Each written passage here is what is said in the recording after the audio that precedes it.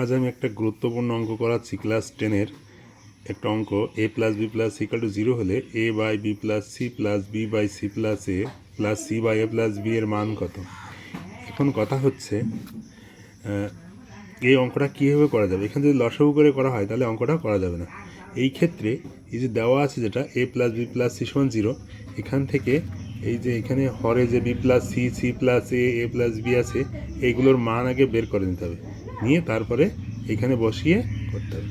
তাহলে এখন A plus B plus C equal to 0, বা তাহলে A plus B equal to হচ্ছে মাইনাস সি। সেম সিস্টেমে বি প্লাস সি, তাহলে B plus C equal to হবে মাইনাস এ, আবার C plus A equal to হবে মাইনাস বি। কারণ এই যে অংশটা দেওয়া আছে এখান থেকে আমরা এই মানগুলো বের করলাম, যে এ প্লাস বি এর মান, সিটাকে অবশ্যই নিয়ে গেলাম, মাইনাস সি হলো। সেম সিস্টেমে বি প্লাস এবং সি প্লাস এর মান বের করলাম।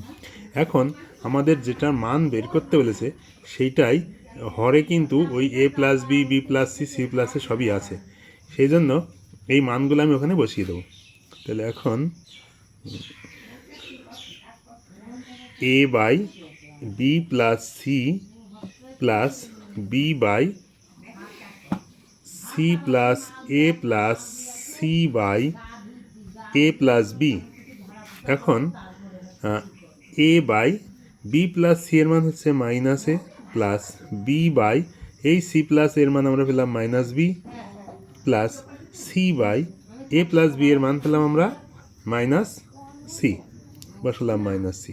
এখানে এ কেটে গেল, 1 থাকলো, এখানে বি বি কেটে গিয়ে 1 থাকলো, সি সি কেটে গিয়ে 1 থাকলো, তাহলে -1 -1 সমান হচ্ছে -3। এটা অ্যান্সার। অঙ্কটা খুব ইম্পর্টেন্ট মাধ্যমিক পরীক্ষার জন্যে।